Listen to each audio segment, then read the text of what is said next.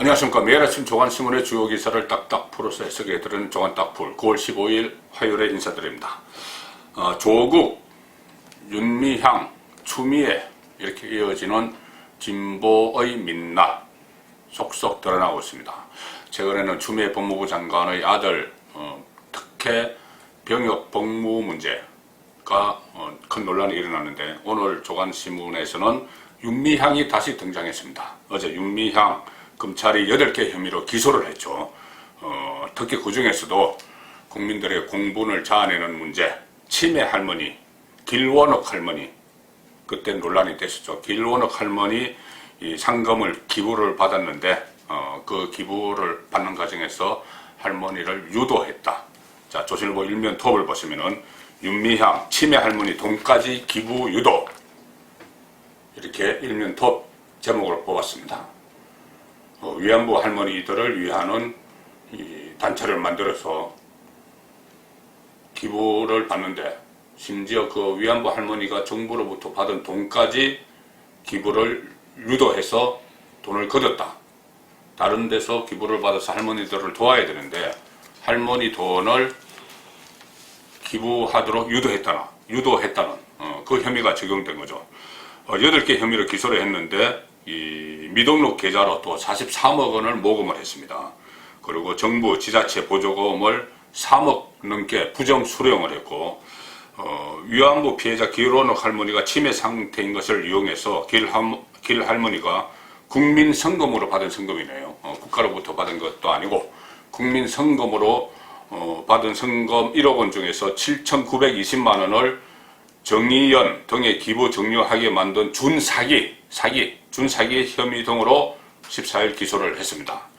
준사기는 이 사기가 아니고 준사기는 상대의 심신장애를 이용해서 재산상의 이익을 취하는 범죄, 이것이 준사기입니다. 준사기 혐의로 기소를 했습니다. 또 위안부 피해자 할머니 그 해외여행하는 경비, 조의금, 이것으로 받은 시민성금, 그리고 위안부 피해자 쉼터 운영비에서도 1억 35만 원을 빼내서 개인 용도로 쓴 업무상 횡령, 이 혐의도 있습니다. 자, 또 다른 언론들도, 다른 신문들도 계속 이 문제를 그 주요 뉴스로 취급을 하고 있습니다. 동아일보 3면을 보시면은 윤미향 보조금 3억 원 부정 수령, 그리고 개인 계좌 모금액 일부 유용했다. 그동안 쭉 나왔던 그 언론이 제기했던 의혹들에 대해서 전부 가짜뉴스라고 주장을 했는데, 윤미향 씨가 지금 검찰에서 구체적인 증거를 가지고 기소를 하면서 공소장에 올린 내용들입니다. 물론 아직 재판 과정은 남아있지만 그동안 언론에 보도된 내용들이 사실상 대부분인 것으로 그렇게 나오고 있습니다. 조의금 등 개인 계좌 받은 돈과 마포쉼터, 그 논란이 됐었죠. 마포쉼터 운영비를 사적으로 사용했다. 그리고 또 안성쉼터도 너무 터무니없는 가격으로 매입해서 싼값에 되파는 그런 그 의혹이 있었죠. 다른 데서 기부를 받은 돈으로. 고가 매입, 안성쉼터 고가 매입은 배임 혐의가 적용이 됐다. 자, 이런 기사들이 나왔고, 기소된 부분, 불구시된 부분, 이것을 동아일보는 쭉 정리를 해놨는데, 그동안 언론에 보도된 내용들이 대부분 기소가 됐습니다. 물론 그 중에서 일부 또 기소되지 않은 내용도 있지만은, 어쨌든 지금 서울 동부지검, 추미애 법무부 장관의 아들 수사를 하는 서울 동부지검과 달리 이 수사는 서울 서부지검에서 했는데, 그래도 그나마 수사를 제대로 한 것 아니냐, 뭐 이런 평가까지 나옵니다. 원래 정상적인 일이죠. 그런데 그 정상적인 일을 한 서부지검이 오히려 부각이 되는 그런 일이 일어나고 있습니다. 자, 그래서 이 길원옥 할머니 한겨레신문 3면을 보시면은, 검찰은 길원옥 할머니 상돈 기부는 사기다. 근데 윤미향은 할머니 주체성을 무시했다. 이렇게 또 터무니없는 이야기를 하고 있습니다. 한겨레신문 기사입니다. 진보성향 언론이죠. 윤미향 씨의 입장을 좀 구체적으로 실었는데, 할머니들도 주체성이 있는데 그것을 어떻게 내가 유도한다고 기부를 하느냐, 이 이야기입니다. 그래서 길 할머니가 자발적으로 기부를 했다, 이렇게 이야기를 하고, 개인 계좌라고 개인이 쓴 적은 없다. 개인 계좌라고 개인이 쓴 적이 없다? 그러면 개인 계좌는 왜 그 개인 계좌로 뭐 성금을 받았겠습니까? 그리고 정해진 절차 따라 집행했다. 이렇게 일일이 반박을 했다. 뭐 이런 내용인데 사실상 믿기 어려운 그런 주장들을 했습니다. 일종의 적반하장격이죠. 본인이 길 할머니 등이 주체적으로 기부를 했다 이렇게 이야기하는데 치매가 걸린 할머니였습니다. 그래서 적반하장인데, 자, 적반하장은 또 있습니다. 추미애 법무부 장관이죠. 자, 중앙일보 일면 먼저 보시면은 어제 그 국회에서 그 대정부 질문이 있었습니다. 정치 분야 대정부 질문이 있었는데 그 자리에서 법무부 장관 자격으로 추미애 장관이 나와서 한 이야기입니다. 적반하장. 자, 중앙일보 일면 톱을 보시면은 군 능력 있는 내 아들을 제비뽑기로 떨어뜨렸다. 오히려 평창 동계올림픽 통역병 청탁 의혹 문제죠. 그때 당시 가투사 지원단장 이철원 대령이 전 대령이 그때 뭐 청탁이 있어서 여기저기서 막 청탁이 있고 또 추미애 장관 쪽으로부터 청탁이 오고 그래서 그냥 그 제비뽑기로 해버렸다. 원래는 영어 점수 순으로 평창 동계올림픽 통역병을 보내려고 했는데 그냥 제비뽑기로 해버렸다. 이렇게 했는데 추미애 장관은 오히려 거꾸로 능력이 있는 내 아들은 충분히 영어 실력도 되고 능력이 있는데 그냥 군이 제비뽑기로 떨어뜨려 버렸다. 이렇게 이야기를 하는 겁니다. 그리고 또 여러 가지 특혜 의혹을 부인을 합니다. 국방부 민원실에 뭐 부부 중에 한 사람이 전화를 했다는 그런 기록이 있는데 전화한 적은 없다. 그리고 남편이 했는지 물어볼 형편이 안 된다. 주말 부부라서 남편이 나는 안 했는데 남편이 주말 부부라서 물어볼 형편이 안 된다. 그래서 이 모든 의혹들을 부인을 하고 있습니다. 주말 부부라서 남편이 했는지 물어볼 수가 없었다. 이렇게 하니까 김웅 국민의힘 국회의원이죠. 김웅 의원이 이렇게 이야기를 또 했습니다. 추 장관님 댁에 전화기 한 대 놔드려야겠어요. 여보, 추 장관님 댁에 전화기 한 대 놔드려야겠어요. 이런 광고 문구를 빗대서 비꼬는 그런 일도 벌어졌죠. 휘하하가 되고 있습니다. 그리고 또 하나 의혹이 있었죠. 추미애 장관을 둘러싼 의혹. 휴가 병가를 연장하면서 보좌관이 군부대에 전화를 했느냐, 이 문제가 불거졌습니다. 여기에 대해서 추미애 장관은 어제 국회에서 보좌관 전화 여부 묻자 확인하고 싶지 않다 이렇게 이야기를 했습니다. 중앙일보 사면입니다. 자, 확인하고 싶지 않다. 보좌관이 전화를 했는데 그거를 지시했느냐 안 했느냐 그것을 확인하면 되는데 확인하고 싶지 않다. 이런 답변 태도는 여당 대표까지 지낸 인물이고 그 여당 대표 시절에 그런 일이 일어났는데 아들 병가 특혜 의혹이 일어났는데 이것을 국회에 나와서 답변을 하면서 법무부 장관 자격으로 나와서 답변을 하면서 상당히 불성실하고 국회를 좀 우습게 하는 그런 답변이죠. 당직 사병이 이 처음에 그 문제를 제기한 당직 사병의 주장은 오인됐거나 가정인 것 같다 이렇게 이야기하고 이 문제로 온 나라가 난리가 났다. 보좌관한테 물어봤느냐 이렇게 국회의원이 질문을 하니까 확인하고 싶지가 않다. 수사에 개입할 수 없기 때문에 오히려 수사를 정확히 하도록 하기 위해서는 확인을 하고 그 이야기를 검찰에 해줬어야죠. 그런데 확인하고 싶지 않다 이렇게 이야기했습니다. 그리고 특히 제가 말씀드린 군이 능력 있는 내 아들 제비뽑기로 떨어뜨렸다. 평창 통역병.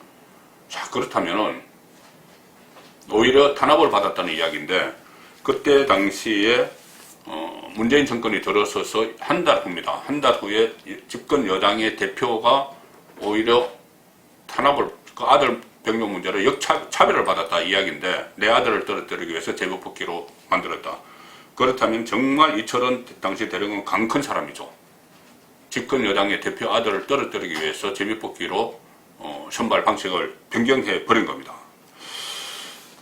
자, 그리고 또 이 보좌관 이야기가 나왔는데 보좌관 확인하고 싶지 않다고 했는데 잘 짜인 각본대로 움직이는 것 같습니다. 오늘 또 동아일보 일면 토번 보좌관 이야기가 나옵니다. 보좌관이 서울 동부지검에서 수사를 받으면서 추미애 아들 부탁받고 부대에 전화했다. 추미애의 지시가 아니고 추미애 아들과 평소에 잘 알고 지냈기 때문에 아들의 부탁을 받고 검찰에 전화했다. 이렇게 싹 빠집니다. 당시 추미애 그 여당 대표의 지시가 있었다면은 직권남용, 권한남용이 됐겠죠. 그런데 아들 부탁받고 부대에 전화했다 이렇게 그 진술을 해버리면은 아들이 무슨 직권이 있는 것이 아니기 때문에 대표가 아니고 대표 아들이 무슨 직권이 있는 것이 아니기 때문에 직권남용이 안 됩니다. 그래서 추미애 부탁이 지시가 아니고 추미애 아들의 부탁을 받고 부대에 전화했다 이렇게 진술을 했다는 겁니다. 검찰에서 진술을 했는데 보좌관 아들 조사에서 진술을 이제 서로 확보를 했습니다. 서로 말을 맞췄겠죠. 휴가 연장 관련해서 최소 3차례 전화했다 이렇게 이야기를 하는 겁니다. 자, 여기서 한 가지 의문점 어떻게 보면 정상적인데 이런 이야기들도 나옵니다. 좀 이해하다. 검찰이 왜 지금 검찰을 완전히 정권에 장악이 돼서 서울 동부지검 같은 경우는 추미애 아들에 대해서 수사를 넉장 수사를 하고 또 축소 수사를 한다 그런 그 지적이 많이 나오고 있죠. 그 아들 추미애 장관의 아들 그 서모 씨는 지금 기소된 지 8개월 만에 소환이 그저께 첫 소환이 됐습니다. 그 정도로 상당히 축소 수사를 하고 있는 상황이죠. 동부지검이 그렇게 축소 수사를 하고 있다 이런 그 비판을 받고 있는데 윤미향 의원은 그동안 제기된 논란들을 거의 다 기소장에 넣어서 기소를 했습니다. 그래서 서부지검은 제대로 일을 하는구나. 지금 검찰이 거의 다 추미애 장관 그리고 친문재인 정권에 장악이 됐는데 서부지검은 일을 하는구나. 그래서 오히려 이 서부지검이 주목을 받고 있습니다.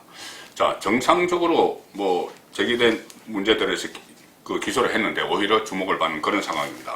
자, 조선일보 그 3면을 보시면은 아래 기사에 이런 게 있습니다. 서부지검이 윤미향 기소, 추미애 라인 중앙동부지검과 달랐다. 자, 지검마다 지검장의 성향에 따라서 기소가 이루어지고 축소 수사를 하고 그렇게 서로 엇갈리는 그런 기이한 현상이 지금 대한민국에서 벌어지고 있는 겁니다. 기소를 한 것이 당연한데 그 기소한 것이 기사가 되는 이런 상황이죠. 그래서 이 서부지검장이 누구냐 또 화제가 되고 있습니다. 검찰 내부에서 자존심은 지켰다 이렇게 나오고 물론 일각에서는 최소한의 혐의만 기소했다 이런 말도 있지만 어쨌든 검찰의 자존심을 지켰다 이런 말이 나올 정도입니다. 검찰 내부에서 그래도 자존심을 지켰다. 정권 수사가 지지부진했는데 윤미향 사건 역시 그렇게 가지 않을까 했는데 기소를 8개 혐의를 적용을 했기 때문에 자존심 지켰다 이런 말이 나오고 그러면 서부지검의 검사장은 누구냐 이야기가 나왔는데 서울 서부지검장 검사장은 노정연입니다. 노정연 여성이죠. 여성 검사입니다. 이 사진에 나왔는데 자, 노정연 검사에 대해서 또 주목을 하고 있습니다. 언론에서 정상적인 일을 했는데 주목을 받는 상황이죠. 노정연 검사장은 전국 18개 지방검찰청이 있는데 그 중에서 유일하게 여성 검사장입니다. 여성 검사장이고 아버지가 광주지검장을 지낸 최초의 부녀검사장이다. 또 남편이 대전고검장을 지낸 최초의 부부검사장이다. 집안이 그렇다 보니 검사로서 자존심이 강한 타입이다. 이렇게 한 검사 관계자가 이야기를 했다고 합니다. 어떻게 보면 상당히 정상적인 일이 주목을 받는 그런 이상한 국가가 된 것 같습니다. 자, 오늘 마지막으로 전해드릴 소식은 외신입니다. 외신인데 한겨레 신문 일면 톱을 보시면은 일본 총리 아베 후임자가 서가 관방장관을 했던 서가가 사실상 확정됐죠. 그래서 서가가 됐는데 한겨레 신문 일면 톱 제목이 이렇습니다. 뼛속까지 2인자 서가, 뼛속까지 2인자인 서가, 아베 개석이 내 사명이다 이렇게 이야기했습니다. 나는 아베의 계승자다. 스스로가 총리가 되면서 그런 이야기를 하는 겁니다. 70% 압도적 득표로 내일 총리로 지명되는데 먼저 자민당 총재가 먼저 되고 나서 그 다음에 총리로 지명되는 수순을 봤죠. 철저한 2인자 정신으로 후계자가 됐다. 자, 이렇게 이야기합니다. 과연 이 상황을 보면서 저는 문재인 대통령이 생각이 납니다. 문재인 대통령이 노무현 정신을 계승한다고 하면서 정치를 시작을 했고 대통령이 됐죠. 그런데 지금은 평가가 노무현의 정신을 계승하는 것이 아니고 영혼 없는 노무현 그런 평가를 받고 있습니다. 서가 소식을 보면서 노무현 대통령 생각이 떠오릅니다. 조간 딱풀이었습니다.